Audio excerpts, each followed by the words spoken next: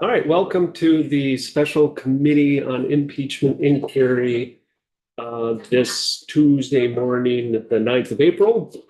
And today we're going to go over our report, which makes recommendations, and also a draft resolution. So I'm going to start by just going over a report which we've now posted.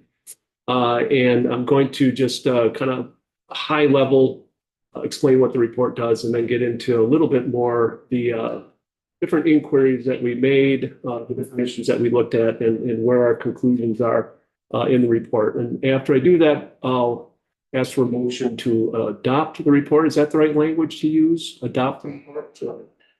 So anyway, the report, it starts by laying out the charge of the Special Committee on Impeachment Inquiry, the members of the special committee. It does provide some basic background facts and a summary of the special committee's authority and actions, explaining that we've had 5 meetings and had testimony from 26 witnesses, and had a report from Downs Racklin Martin, the law firm of Downs Racklin Martin, which I'll refer to as DRM. We also laid out the legal framework that would guide our work. So I'll just start by just mentioning, and this is an important overall consideration that the committee had, was what the office of the sheriff, what's required by the Constitution. And the Vermont Constitution does not impose any qualifications for individuals seeking election to a sheriff's office or serving as a sheriff, other than to be at least 18 years of age and a U.S. citizen and a resident of Vermont at the time of election and when assuming office. A sheriff is not required to hold a law enforcement certification. And the only basis for removal other than an election as from office is impeachment. So we looked at the legal standards for impeachment. It's a fairly lengthy overview in the report, but it reviews the Vermont Constitution, examples from Vermont impeachment, examples from impeachments of officials in other states, examples from impeachment of federal officials. And based on that review, the committee concluded that it may impeach a constitutional officer for conduct including exceeding or abusing the powers of office, behaving in a manner that is incompatible with the function and purpose of the office, or misusing the office for an improper purpose or for personal gain. We also reviewed whether an official may be impeached for conduct that occurred before they were elected or before they took the oath of office, so-called pre-incumbency conduct. The weight of precedent indicates that conduct occurring before an election generally should not be considered grounds for impeachment. Although the committee believes that the Vermont Constitution does not prohibit consideration of pre-election or pre-incumbency conduct in deciding whether to impeach an official, the legislature should be reluctant to rely on conduct that was known to the voters before the officer's election. Only in extraordinary circumstances should the legislature nullify the results of an election, particularly where there was widespread media coverage of the candidate's pre-election conduct and the electorate nonetheless chose to elect him to the office. In the long run, it is far better for democracy that it should endure the ills resulting from its unwise selections than that some heroic recall remedy should be provided. And there's a citation to that quote in the report. If pre-incumbency or pre-election conduct is not known to the electorate, however, it may be more appropriate for the legislature to consider the conduct as grounds for impeachment. So we considered 4 grounds for impeachment: use of force, Mr. Grismore's law enforcement decertification, Franklin County Sheriff's Office's contracts with municipalities, and bookkeeping irregularities in the sheriff's office. So our first consideration was Mr. Grismore's use of force.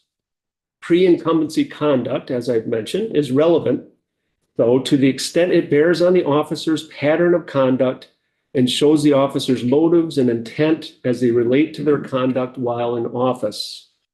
The committee found no evidence that since he took office, Mr. Grismore has used force on a detainee or anyone else, either reasonable or excessive, instructed his deputies on the use of force, or commented on whether any of his subordinates' use of force was reasonable.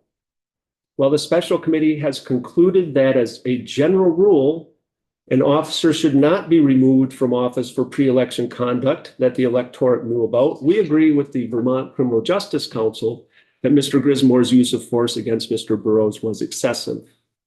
In addition, after he took office, Mr. Grismore's continued defiance and his frequently asserted position that his use of force was reasonable caused many in the community to lose confidence in the Franklin County Sheriff's Office.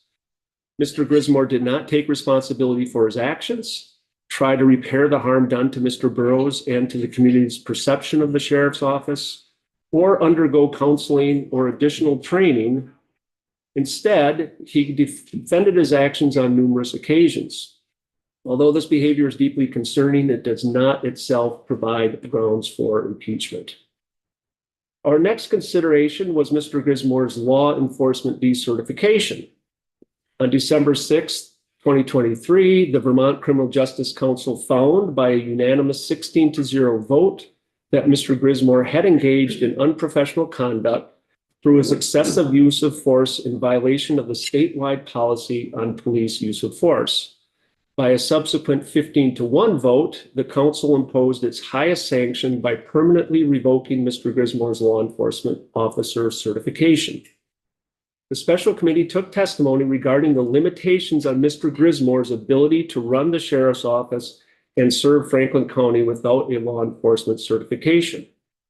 Without the law enforcement certification, Mr. Grismore is himself unable to preserve the peace, prevent and suppress public disturbances, breaches of peace, riots, and insurrections, arrest and take before the court persons who attempted to commit or committed a criminal offense, provide court security, or execute search warrants. He can perform the office's administrative duties without a law enforcement certification and can delegate law enforcement tasks. Because Mr. Grismore was decertified for conduct predating his term of office, his decertification does not lead the committee to the conclusion that his conduct meets the legal standard for impeachment.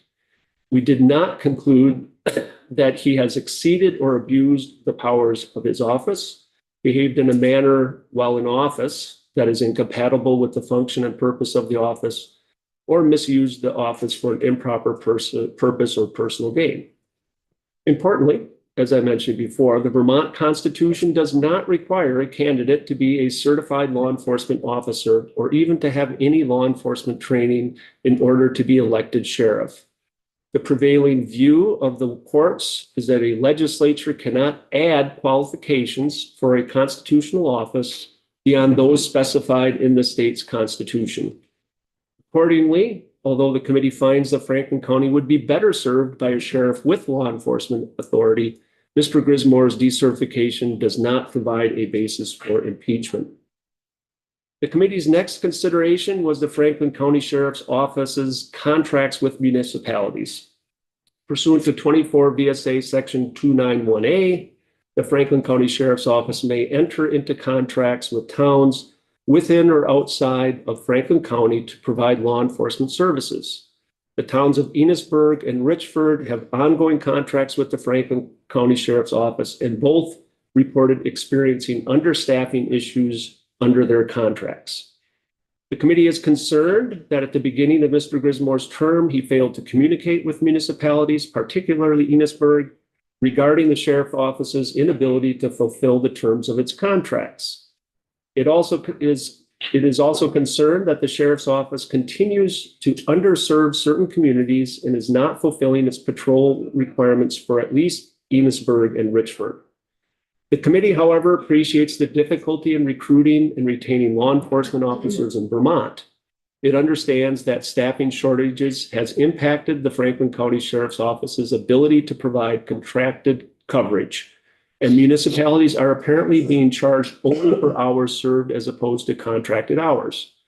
The committee finds that Mr. Grismore's conduct related to the office's contracts was not incompatible with his position of trust. He did not improperly exceed or abuse the power of his office, behave in a manner that is incompatible with the function and purpose of the office, or misuse the office for an improper purpose or for personal gain.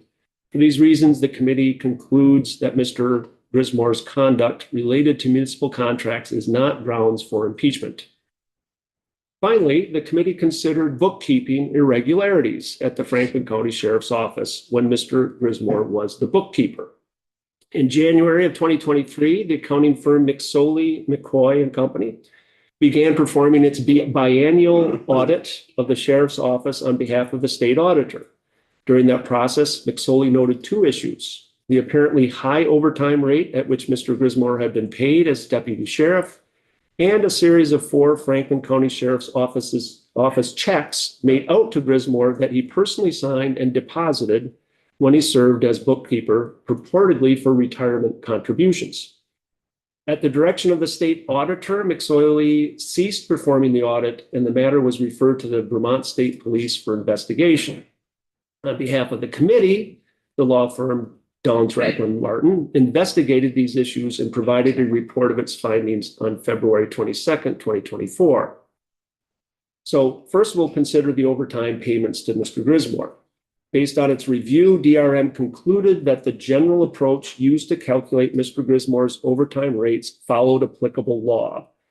After considering DRM's detailed examination of this issue, the committee accepts this conclusion. For these reasons, the committee finds no grounds for impeachment based on Mr. Grismore's receipt of overtime payments. We also considered Mr. Grismore's retirement benefits. In fiscal year 2021 and fiscal year 2022, Mr. Grismore wrote 4 checks to himself for his retirement contribution instead of submitting the retirement contribution to the state. The Vermont State Employee Retirement Systems, VSERS, requires retirement contributions from employees and employers. Mr. Grismore sought to take the sheriff's office out of the system by paying himself the amount of both the employee and employer retirement contributions rather than paying those sums to VSERS. All 4 checks were made out to John Grismore, signed by John Grismore, and then endorsed by John Grismore for deposit. According to McSoley, Sheriff Langevin, who was Mr. Grismore's predecessor and previous boss, reviewed and approved the retirement calculation, but not the checks to Mr. Grismore. As fully explained in the report, there is conflicting and ambiguous evidence concerning whether Mr. Grismore acted illegally or at a minimum inappropriately by paying himself the amounts that should have been provided to VSERS. Although this is a close case, the committee believes there is insufficient evidence at this time that Mr. Grismore lacked permission to take the action of paying himself the retirement contributions. It is possible that additional evidence may be uncovered during the investigation by the Vermont State Police. And if additional evidence implicates Mr. Grismore, this matter could be reopened. The committee is troubled that Mr. Grismore has failed to pay the sheriff's office back for the amount that it had to subsequently pay to VSERS for his retirement contribution.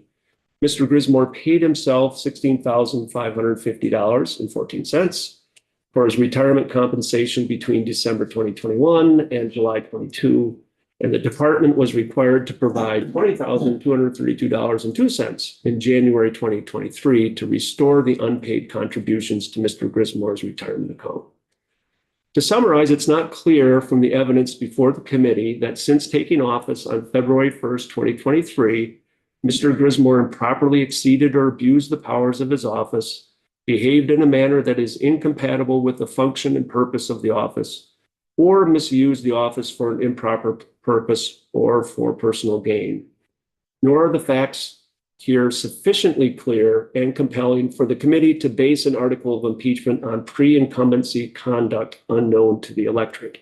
So that kind of summarizes, maybe more detail, but the report is much more detailed. Before we go on to a resolution, which Jen Carvey will present to us, I would take a motion to adopt the report, which all of you received and had the opportunity to take a look at. So move.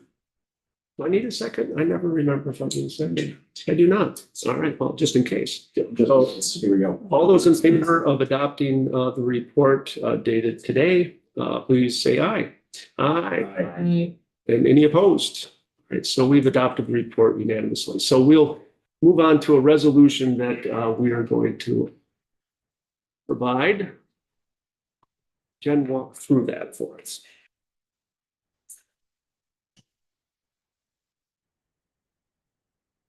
Good morning, Jen Kirby from the Office of Legislative Counsel. So we are looking at a resolution. I think you all have it in front of you and it's posted online. Do you want me to put it up on the screen or you're just gonna? You usually put it up on the screen. No, I think we're fine. Yeah, we don't need it. Okay. So this is a House resolution calling on Franklin County Sheriff John Grismore to resign from office. It is, at least in draft form, offered by all members of the special committee. It starts off with a number of whereas clauses. The first recognizing the House Resolution 11 for 2023 that created the special committee to investigate whether sufficient grounds exist for the House to exercise its constitutional power to impeach Franklin County Sheriff John Grismore. The special committee met 5 times during the autumn of 2023 and interviewed 26 witnesses in the matter. It recounts some of the history that the chair just went over in the report. I don't know, Mr. Chair, how much detail you want me to go through in this. Talks about the use of force incident. I think go through it on the resolution. Okay. Yeah. No problem. Yeah. All right. So the next whereas clause is recounting on August 7th, 2022, Mr. Grismore's involvement in a widely publicized use of force incident during which he kicked a shackled man who was in the custody of the Franklin County Sheriff's Office. And whereas significant concerns have been raised over Mr. Grismore's potential mishandling of financial matters in the Franklin County Sheriff's Office and regarding the office's performance under its law enforcement contracts with municipalities. And whereas there is no specific standard in the Vermont Constitution or in U.S. history for what constitutes impeachable conduct, the recurring theme throughout most or all impeachments is conduct that undermines the position of trust to which the official has been elected, which may include improperly exceeding or abusing the powers of office, behaving in a manner that is incompatible with the function and purpose of the office, or misusing the office for an improper purpose or for personal gain. And whereas Mr. Grismore paid himself $16,550.14 for his retirement compensation between December 21st and December 2021 and July 2022, requiring the Franklin County Sheriff's Office to provide the Vermont State Employees Retirement System with $20,232.02 in January 2023 to restore the employer and employee contributions owed to the state pension system.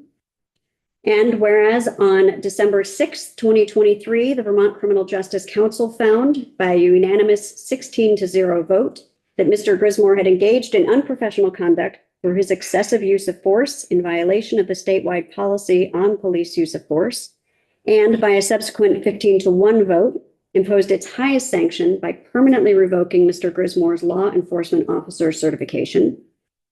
And whereas Vermont law enforcement officer certification is essential for the performance of many of the duties of the office of sheriff, including proper supervision of deputies, but the Vermont Constitution does not require such a qualification for holding the office, and the legal precedents are quite clear that a state legislature cannot impose qualifications for election to a constitutional office that go beyond those expressed in the state's own constitution.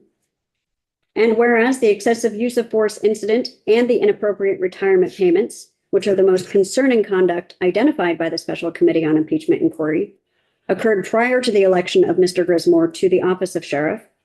And whereas only in rare circumstances should an elected official be impeached for pre-incumbency conduct, and such circumstances do not exist in the matter of Mr. Grismore, now therefore be it resolved by the House of Representatives that while this legislative body does not find articles of impeachment to be appropriate at this time, this legislative body urges Mr. Grismore to resign from the office of Franklin County Sheriff for the good of the people of Franklin County.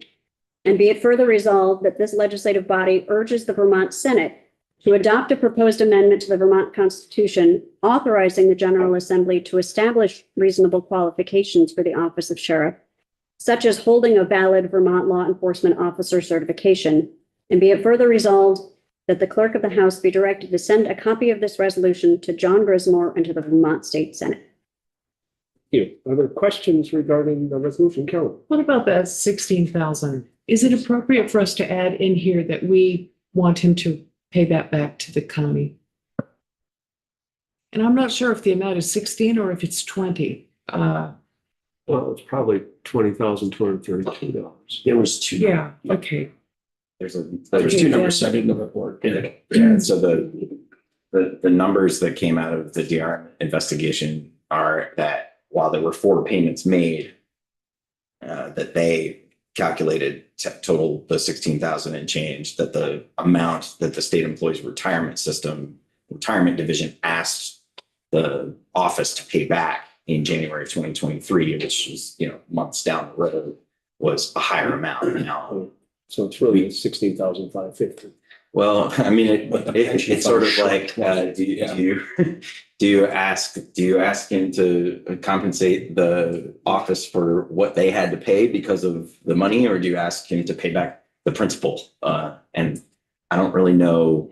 We'd have to dig into with DRM what led to the retirement division calculating that difference. I assume that there were some penalties assessed on the office for those payments not being made, and that's why the number's higher. But So we'd have to figure out that number, but can you explain the process for where this goes from here? Because perhaps that's something that could still be added when it goes to the government.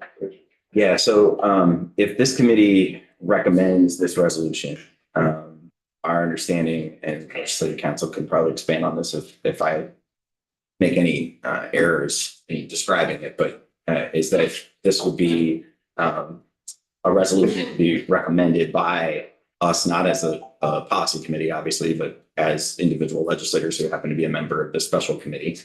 That would be noticed and then referred by the speaker as a bill to a committee. And it's our assumption after speaking with the speaker that that'll be referred to House Government Operations and Military Affairs. And I think at that point we can make further edits and consider whether or not we want to call on Sheriff Grismore to repay that money, for instance.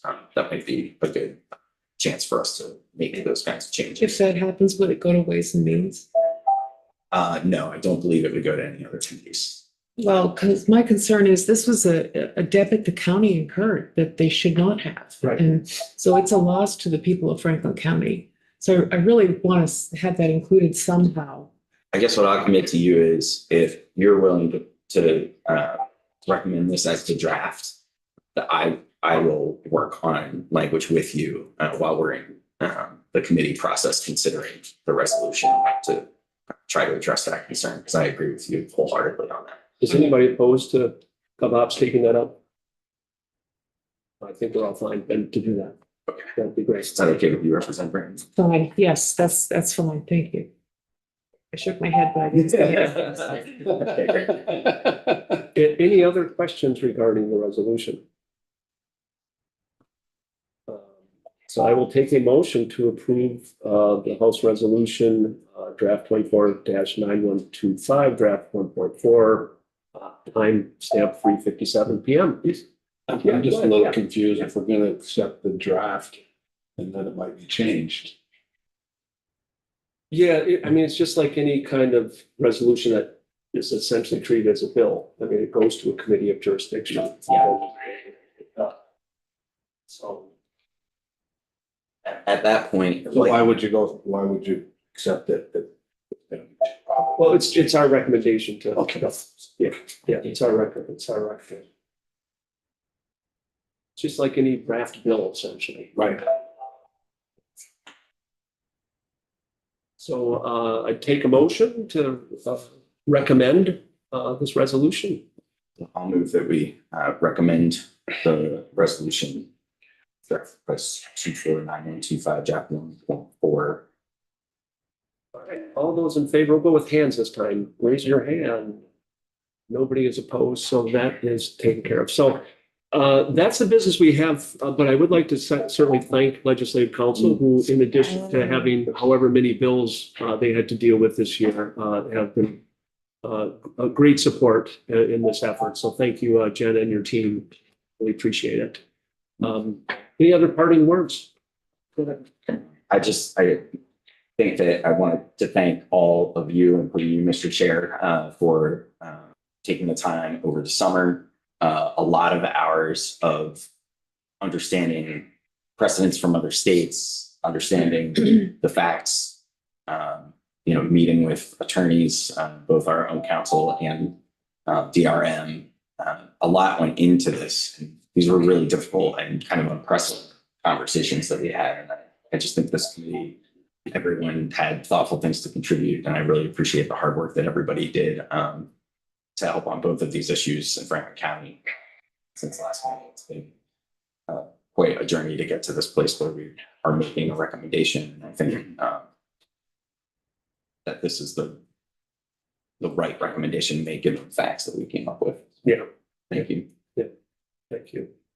All right, thank you, everybody, and we're adjourned and hopefully for good, but we are open until the end of session, so. Impeachment committee, we are. Can we get a picture of us?